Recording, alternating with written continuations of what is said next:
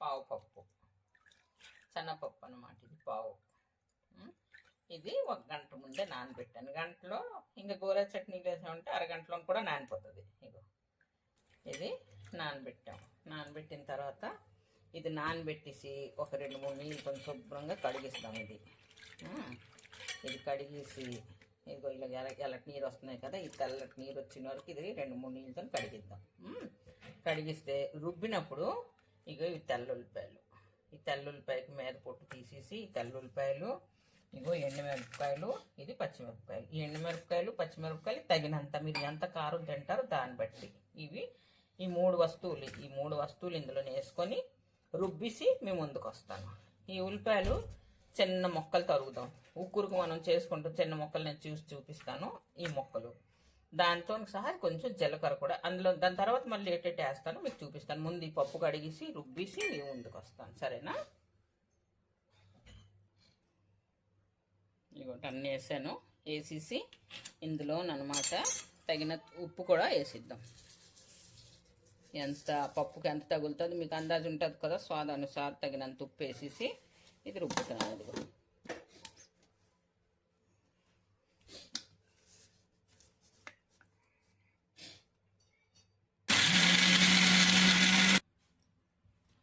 ఇగోటి ఇలాగా సరిగ్గా ఇగో ఈ చుట్టూ మన చనబద్దలు ఉన్నా ఏం పర్వాలేదు, దీంట్లో కలిసిపోతాయి. అది 1-2 ఉన్నా పర్వాలేదు. ఎక్కువ చనపిండిలాగా పేస్ట్ చేసేయకుండా ఇగో కొంచెం ఇప్పుడు మనం బరగ చేసుకుంటే చాలా బాగా వస్తాయి అన్నమాట. ఇదిగో ఇది అయిన తర్వాత దీని పని అయిపోయింది. ఇప్పుడు అన్నమాట ఇది ఒక ఉల్లిపాయకి నేను చిన్న మొక్కలు తరుక్కుంటాను. నాకు కత్తితో రాదు, కత్తిపెట్టుతో వస్తుంది. అందుకనమాట నేను ఇది కట్ చేసేసి చూపిస్తాను. మళ్ళీ దీని తర్వాత ఎడ్ చేస్తున్నాను. ఇగో కడాయి పెట్టాను. కడాయి పెట్టేసి కొంచెం నూనె, కొంచెం అంటే ఒక 3 చెంచాల వరకు నూనె ఇందులోనే వేద్దాం. రావద్దు, 3 చెంచాలు అయితే చాలు. నాకు అజ్జా ఉంది. ఇగో 3 చెంచాలు అయిపోయి, చిన్న చెంచాతో నాకు 3 చెంచాలు వేస్తాను. వేసిన తర్వాత ఇందులో వేస్తాను. చూడండి, కొంచెం వేడెక్కిపోతే మళ్ళీ చేద్దాం, సరేనా? నూనె వేడెక్కిన తర్వాత వేస్తున్నాము.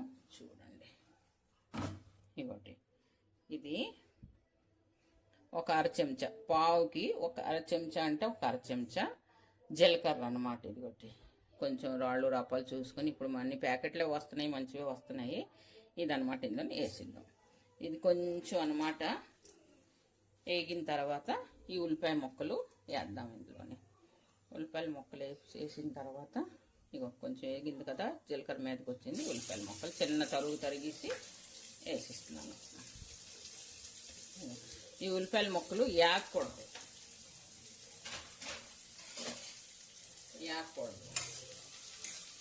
కొంచెం ఎగ్దం కొంచెం అంటే కొంచెం మెత్తగా అవుతే చాలు. ఈ మెత్తగా అవడానికి ఈజీ అన్నమాట. ఏంటంటే కొంచెం ఉప్పు, ఇగో తగినంత ఉప్పు. అంటే ఉప్పు కారం మనం చూసుకోవాలి. తగ్గినవంటే లెక్క చెప్తాం, కానీ ఉప్పు పసుపు ఉప్పు కారంకి లెక్క చెప్పలేము. ఎందుకంటే ఎవరు తక్కువ తింటారు, ఎవరు ఎక్కువ తింటారు. అందుకే ఉప్పు మీరు ఎంత తక్కువ తింటారో దాన్ని బట్టి. నేను ఉల్లిపాయలో కొంచెం వేసాను, ఒక పప్పు రుబ్బాను కదా, అందులో కొంచెం వేసాను. నాకు తగినట్టు నేను వేసుకున్నాను. ఇదిగోటి ఇది ఇప్పుడు 1-2 నిమిషాలు ఇలా వద్దు. ఏ వంట అయినా సరే ఎంతసేపు వేగాల, ఇందులో ఏటి వేస్తున్నాం అనేసి హిసాబుగా, అంటే కొలత మీద కానీ చేసామంటే చాలా బాగుంటుంది. ఇప్పుడు మనం అడ్వాన్స్ అన్నీ అందులో వేసేసి అన్నీ చేసిస్తే అది ఏం బాగుంటుంది చెప్పండి? ఏం బాగుంటుంది?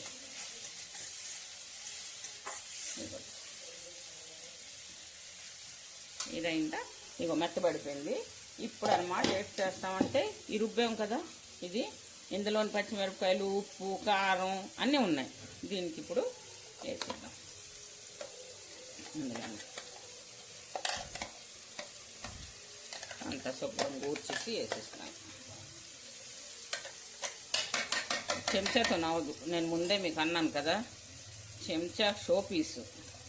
చేత్తోనైతే శుభ్రంగా ఊడ్చేయచ్చు, ఎక్కడ ఒక్క పెసరు లేకుండా శుభ్రంగా ఊడ్చేయడమే. ఇగో మన చేతులు ఈ చెంచాలు గట్రా ఎందుకు పనికిరావు. శుభ్రంగా ఎక్కడ ఇంత పెసరు లేకుండా ఊడ్చేస్తాం. ఇగో చూస్తున్నారా ఓట్సాను. ఇంకా ఇక్కడది వస్తుంది, కాకపోతే ఇప్పుడు మీరు నవ్వుతారు అంత తీసేసి వేసిస్తుంది అనేది. చాలండి, సరేనా. ఇప్పుడు దీనికి కొంచెం కలుపుదాం. దీనికి ఎంతసేపు కలపాలో అది చూపిస్తాను. శుభ్రం పొడి పొడి అవసరం లేదు, ఎంత కలుపుతానో చూపిస్తాను.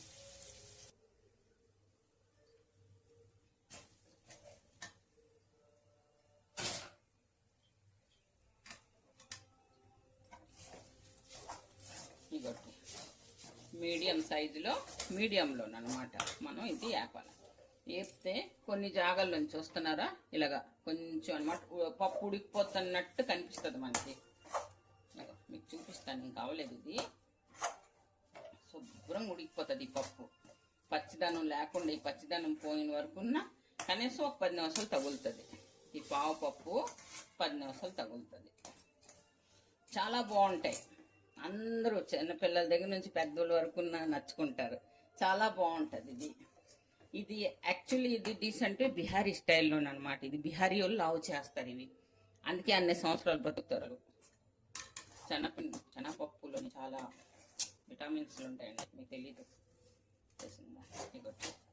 ఇలా చేస్తున్నాం కదా, కడాయికి అంటుకోకుండా చూడండి బయటకు వచ్చేస్తుంది. ఇది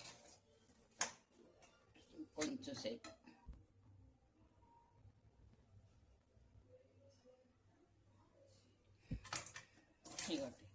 ఇది సరిగ్గా ఎగిపోయింది. ఎగిపోయినట్టు మీకు కనిపిస్తుంది అనమాట. ఇలా ముద్దలాగే ఉండాలన్నమాట. చూస్తున్నారా, ఇందులోని ఇంక మీరు ఏటి వేయొద్దు. ధనియా పత్తి, అలా అల్లం వేసేయడం, అలా మెంతికూర వేసేయడం. ఎందుకంటే దేని ఫ్లేవర్ దాంట్లో ఉంటేనే బాగుంటుంది అనమాట. ఇప్పుడు అన్నీ వేస్తాం, ధనియా పత్తి వేస్తాం అనుకో, మెంతికూర వేస్తాం అనుకో, దాని ఫ్లేవర్ వచ్చేస్తుంది. మనకు కావాల్సింది శనగపప్పు రొట్టి ఫ్లేవర్, అవునా కదా. అందుకోసం మనం ఇందులోని ఎంత తక్కువ వేస్తే అంత రుచి వస్తుంది. చూస్తున్నారా, ఇప్పుడు నేను ఇది కట్టేసి కొంచెం చల్లబెడదాం. ఇది చల్లబెట్టిన తర్వాత పిండి కలుపుదాం. అంతవరకు ఇది చల్లబడుతుంది, పిండి కలుపుదాం, సరేనా. ఆ పిండిలో ఏటేటి వేస్తున్నాను అది చూడండి. ఇది గోధుమ పిండి. గోధుమ పిండి నేను కొంచెం ఎక్కువ తీసుకున్నాను, ఎందుకంటే రాత్రి రొట్టె కూడా చేస్తాను. అందుకోసం అనమాట ఏట అవ్వదు. ఈ రొట్టెలోనమాట ఏటేస్తున్నాను చూడండి. తగినంత ఉప్పు వేస్తాను. ఇంత ఉప్పు అయితే నాకు సరిపోతుంది, సరేనా. ఒక 1/2 కిలో పిండిలోనికి ఒక 2 చెంచాల వరకు నూనె వేసాను, సరేనా. నూనె వేసిన తర్వాత ఇందులోనే వేస్తున్నాను వాము. వాము ఎందుకు వేస్తామంటే డైజెషన్ కోసం అనమాట. ఎందుకంటే పిల్లల కన్నా ముసలి కూడా నూనె ఎందుకు వేస్తామంటే సాఫ్ట్ అవుతుంది రొట్టి. మనం చేసినప్పుడు ఇలా ఇరుపుతాయి. ముసలి కూడా పళ్ళు లేని కూడా నోట్లో నెట్టడంతో కరిగిపోతుంది అనమాట రొట్టి. అందుకోసం డైజెషన్ కోసం అంటే వాము వేస్తాం. వాము కొంచెం క్రష్ చేసేస్తే దీనికి వాసన చాలా బాగుంటుంది. ఇదిగో తప్పకుండా వేయండి, ఎందుకంటే మనం అందరి కోసం చేస్తున్నాం కదా. పిల్లలంటే రాయి రాయి రాయి రాయి తినిస్తారు, పెద్దోళ్ళు ఎలా తినగలరు. పెద్దోళ్ళు తిన్నారంటే ఇంకా వాళ్ళకి కడుపు నొప్పి ఏదో పట్టుకుంటుంది. మనం వాము గట్ర వేసామంటే వాళ్ళకి కడుపు నొప్పి పట్టుకోదు, అవునా. అందుకోసం ఇది ఇప్పుడు ఇది ముద్దలాగా కలిపేసుకుందాం. కొంచెం కొంచెం నీళ్ళు వేసేసి, చిన్న మంట కాకుండా, చిన్న మంట అంటున్నాను, నా మధ్య ఎక్కడికి వెళ్ళిపోయిందో. కొంచెం కొంచెం నీళ్ళు వేసేసి ఇది కలుపుదాం, సరేనా. కలిపేసి మళ్ళీ చూపిస్తాను మీకు. ఇగో పిండి అయితే ఈ విధంగా కలిపేసుకున్నాను. అంటే అంత పలుచగా కాక పూరీల పిండి మనం కలుపుతాం కదా, అలాగా ఇగో ఇలా కలిపేసుకున్నాను. దీంట్లోనమాట ఇప్పుడు ఎలాగ చెయ్యాలో నేను చూపిస్తాను.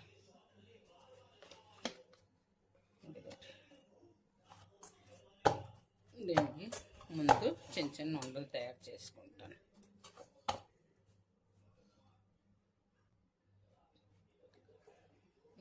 ఉండలు అయితే తయారు చేసుకున్నాను.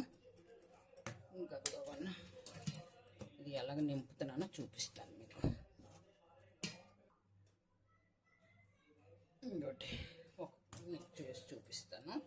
కొంచెం లావు పిండి తీసుకోవద్దు, కొంచెం పిండి తీసుకొని ఇగో ఇలాగా చిన్న రొట్టెలాగా చేసుకొని, పిండి ముద్ద తక్కువ ఉంటుంది, ఈ మసాలా అన్నమాట కొంచెం ఎక్కువ పెట్టండి.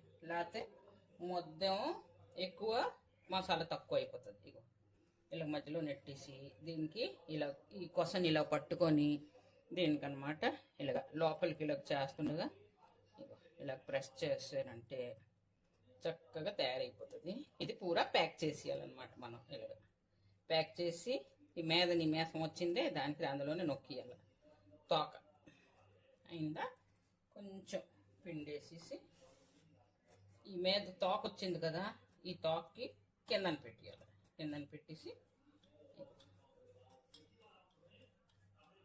హల్కా చేతులతోని లూజ్గా, ఎక్కువ గట్టి కాకుండా, గట్టిగా గంచేసామంటే బయటకు వెళ్ళిపోతుంది కదా. ఇగో ఇలాగా ఇంత దలసరగా ఉండాలన్నమాట. ఇది లోపల పప్పు ఉంటుంది. ఇలాగనేసి మళ్ళీ ఇంకొకటి చేసి చూపిస్తాను. ఇంకోటి చాలా ఈజీ అనమాట, ఇంకా తినడానికి చాలా రుచి. ఇలా చేసాము. ఇలా చేసేసి మసాలా ఇందులోని పెట్టేయాలి. పెట్టేసి ఇంకా ఇది ఇలా చేసేసి ఇది ఇలాగ చేసేసి ఈ భాగం కిందకి పెట్టేయాలి. ఇలాగా కిందకి పెట్టేసి కొంచెం ప్రెస్ చేసిస్తాం. కిందకి ప్రెస్ చేసి ఇగో ఇలాగా చూస్తున్నారా. ఇలాగా పల్చగా చెయ్యొద్దు. ఇగో చూస్తున్నారా. ఇలా చేసేసి అన్నీ చేసేసి మీకు ఇంకో పెనం అయితే పెట్టాను. పెనం నాది చిన్నది, మీ దగ్గర పెద్ద పెనం అయితే అది పెట్టుకోవచ్చు. ఒకసారికి 4 వచ్చేస్తుంది. నా దాంట్లో 1 2 వస్తాయి కావాలా. కొంచెం లావు కాదు, కొంచెం ఇలాగ నూనె వేద్దాం.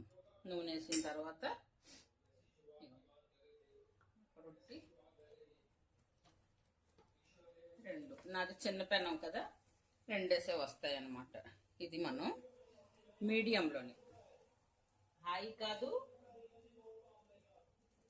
హైలోని కాదు, స్లోలోని కాదు, మీడియంలో నెట్టేసి ఇది మనం చేసుకుంటాం.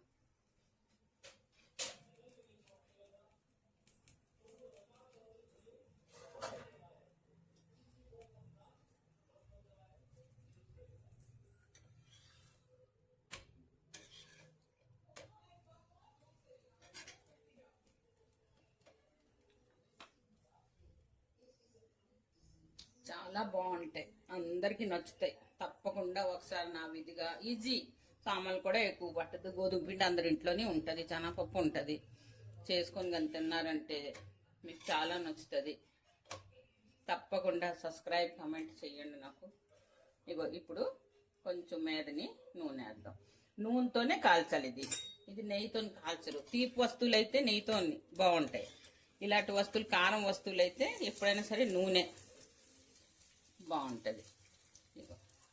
మీదని కొంచెం నూనె లావద్దు. ఇలా పెనం చిన్నది కాబట్టి 2 అవుతున్నాయి. లేకపోతే మీరు ఒక్కొక్కటైనా కాల్చుకోవచ్చు. కొంచెం పెద్ద రొట్టెగానే అయిపోయింది అనుకోండి, కొంచెం ఒక్కొక్క రొట్టె కాల్చేసుకోండి. నావైతే ఒకే సైజులో రావడం లేదు, పెద్దది చిన్నది వస్తుంది. దాని ప్రకారం నేను కాలుస్తున్నాను.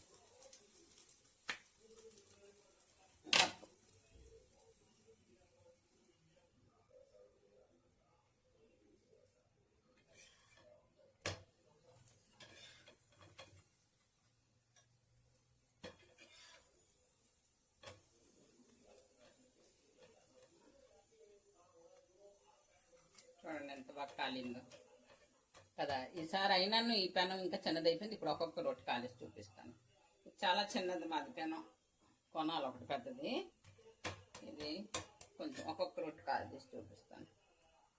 ఇలా కాల్చుకొని వేడిది సాసు లేకపోతే మజ్జిగ, పెరుగులోని కొంచెం ఉప్పు కారం వేసేసి దాంట్లో ముంచుకొని తిన్నా, అల్లం పచ్చడితో తిన్నా, టమాటా పచ్చడితో తిన్నా చాలా బాగుంటాయి.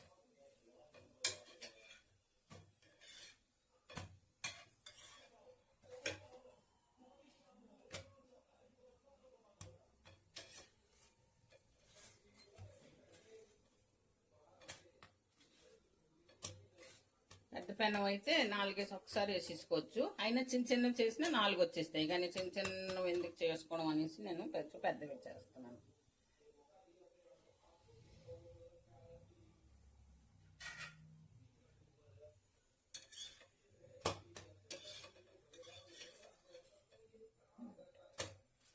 చూస్తున్నారా ఎంత బాగా వచ్చాయో.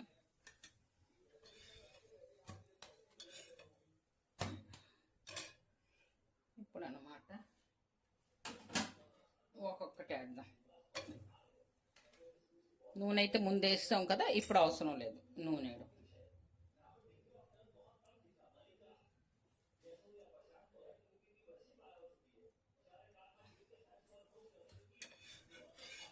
పెనం మీద ముందు నూనె వేసాను, అయితే అది ఇప్పుడు అవసరం లేదు. ఇప్పుడు మీద నుంచి కొంచెం వేసేద్దాం.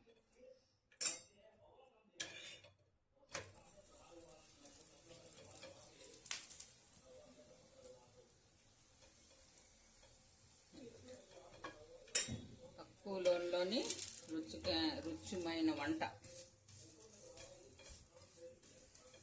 శుభ్రంగా ఇటు అటు చేసేసి కాల్చామంటే చాలా చాలా టేస్ట్గా ఉంటాయి. మనం బజార్ నుంచి ఇవి అవి తెచ్చి కన్నాను ఇంట్లో నిలక పిల్లలకి మన ఫ్యామిలీ వాళ్ళ కుటుంబంతో చేసుకొని తింటే నా సామిరంగా ఎంత బాగుంటాయో. మీరు కూడా తప్పకుండా చేయండి. నా ఛానల్కి సబ్స్క్రైబ్, కామెంట్ ఎలాగ చేశాను మీరు చూసి ఒకసారి నా విధంగా చేసుకొని కామెంట్లో తప్పకుండా చెప్పండి ఎలాగ ఉన్నదో అనేసి.